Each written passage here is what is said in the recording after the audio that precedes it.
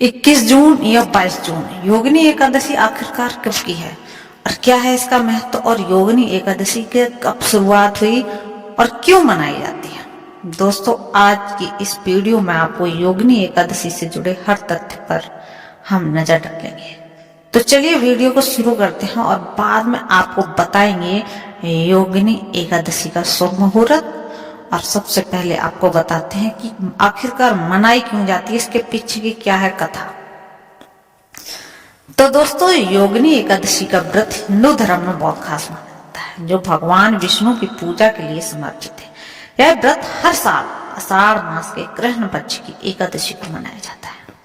हिंदू पंचांग के अनुसार इस साल व्रत है जो 21 जून को पड़ रहा है।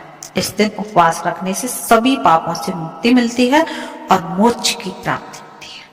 वहीं यह व्रत क्यों मनाया जाता है, ये आज हम आपको बताते हैं।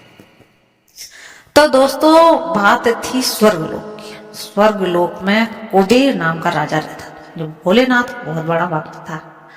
रोजाना वह शिव जी की पूजा करता था। एक दिन उसका हेम नाम का माली था, जो उसके लिए रोज फूल माला लाता था। माली की पत्नी का नाम था विशालाक्षी। विशालाक्षी जो थी वह बेहद सुंदर थी। एक बार जब सुबह माली मानसरोवर में फूल तोड़कर लाया, लेकिन कामासक्त होने की वजह से वह अपनी स्त्री से हास्य और विनोद करने लगा। राजा को पूजा करने में इधर देर हो गई, जिसकी वजह से वह क्रोधित होने लगा कि माली अब तक फूल नहीं लाया। ऐसे में राजा ने माली को श्राप दे दिया। उन्होंने कहा कि तुमने ईश्वर की भक्ति से ज्यादा काम शक्ति को प्राथमिकता दी है, तुम्हारा स्वर्ग से पतन होगा और तुम धरती पर स्त्री वियोग और कुष्ठ रोगों का सामना करोगे। दोस्तों, जब माली को कुष्ठ रोग हो गया, इसके बाद वह धरती पर आ गिरा, जिसकी वजह से उसे कुष्ठ रोग हो गया और उसकी स्त्री भी चली गई। वह कई वर्षों तक धरती पर कष्टों का सामना करता रहा। एक बार माली को मार्कंडेय ऋषि के दर्शन हुए। तब अब उसने अपने जीवन की सभी परेशानियों को बताया। ऋषि माली को बातों को सुनकर आश्चर्य हुआ। ऐसे में मार्कंडेय ऋषि ने उसे योगिनी एकादशी के व्रत के महत्व के बारे में बताया। व्रत का प्रभाव हुआ। मार्कंडेय ने कहा कि इस व्रत को करने से तुम्हारे जीवन के सभी पाप खत्म हो जाएंगे और तुम्हें दोबारा स्वर्गलोक की प्राप्ति होगी। माली ने ठीक वैसा ही किया जैसा कि ऋषि ने बताया। इसके बाद भगवान विष्णु ने उसके समस्त पापों की क्षमा करके उसे दोबारा से स्वर्गलोक में दोस्तों स्थान दिया। अब दोस्तों बताते हैं इसका शुभ मुहूर्त क्या है। तो दोस्तों, योगिनी एकादशी है जो आषाढ़ मास के कृष्ण पक्ष की एकादशी तिथि को मनाई जाती है। पंचांग के अनुसार आषाढ़ कृष्ण एकादशी तिथि की बार 21 जून शनिवार को सुबह 7:19 पर शुरू हुई और 22 जून को सुबह 4:28 पर समाप्त हुई। ऐसे में योगिनी एकादशी का व्रत है जो 21 जून 2025 को ही रखा जाएगा, और वहीं एकादशी का पारण 22 जून। योगिनी एकादशी व्रत के पारण का शुभ मुहूर्त 22 जून रविवार का दोपहर 1:47 पर और शाम को 4:35 के बीच में आप कर सकते हैं। पारण तिथि पर हरि वासर समाप्त होने का समय सुबह 9:41 पर है।